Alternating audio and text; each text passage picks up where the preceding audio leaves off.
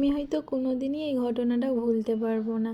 কিছু কিছু ঘটনা আমাদের সঙ্গে ঘটে যেটা আমরা কখনোই ভুলতে পারি না, মনে গেঁথে যায় বলে না, সেরকমই। মানে কিছু কিছু ঘটনা সবার জীবনেই থেকে যায় যেটা আমরা সারা জীবন ভুলতে পারি না। এরকমই একটা ঘটনা তোমাদের সাথে আর শেয়ার করব। আমি না গাছকে খুব ভালোবাসি, গাছপ্রেমী বলতে পারো। গিয়েছিলাম কিছুদিন আগে আমার দিদির বাড়ি, তো যথাযথ যাওয়ার পরে আমি দেখলাম পুকুরের পাড়ে না একটা আকন্দ ফুলের গাছ হয়েছে, আর তাতে আকন্দ ফুল ছেকে ধরেছে। আর আমার না মনটা যা হচ্ছিল যে আমি একটা ডাল নিয়ে যাব, নিয়ে গিয়ে বসাবো। আর 2-3 দিন ছিলাম দিদির বাড়ি, থাকার পরে যেই দিন বাড়ি ফিরছি হঠাৎ করে মনে পড়লো রাস্তার ধারেই তো দেখতে পেলাম।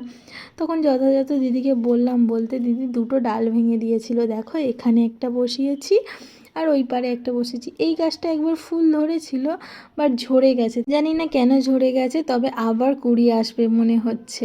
আর এখানেও আরও একটা ডাল ছিল, সেই ডালটাও আমি বসিয়েছি। আর ওর বাপিও যায়নি যেহেতু, তাহলে আমাদের এমনি গাড়ি করেই আসতে হবে। তো আমরা গাড়ির জন্য দাঁড়িয়েছিলাম, একটা বাস আসছিল, তো আমি সেই বাসটাতে উঠতে গিয়েছিলাম আমার মাম্মাকে নিয়ে। মানে আমি ভাবতেও পারিনি এরকমটা আমার সাথে কখনো হবে। গাড়িওয়ালাটা আমাকে গাড়িতেই তোলেনি জানো, শুধুমাত্র এই আকন্দ ফুলের ডালটা আমার হাতে ছিল বলে। আমার না মানে নেয়নি তো গাড়িতে, সেটা ভেবে যত না রাগ হচ্ছিল। আমি ভাবছিলাম যে এমন কি, আর শুধু জানি হয়তো কারোর ক্ষতি হোক, আমিও এটা চাই না কখনোই, কিন্তু ইচ্ছে করে যদি কেউ এরকম বদমাইশি করে না, আমার খুবই রাগ হয়।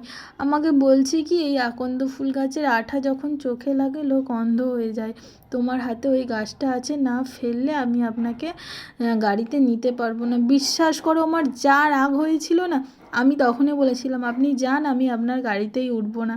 পরে উনি বলেছিল ঠিক আছে চলে আসুন, কিন্তু আমি ইচ্ছে করে উঠিনি, কারণ আমার এত রাগ হচ্ছিল। এমনিতেই আমার মহাদেবের পছন্দের ফুল, তার উপরে আবার মানে আমি ভালোবেসে গাছটা নিয়ে যাচ্ছি। গাছ তো মানে এখনকার দিনে মানুষ বসাই না আর পরিচর্যা তো করেই না। আর আমার মানে এত রাগ হচ্ছিল, মানে বলে বোঝাতে পারবো। মনে মনে আমার মহাদেবকে বলছিলাম আমি যেন এই গাছটায় ফুল ফোটাতে পারি। আজ আমি পেরেছি ফোটাতে। বা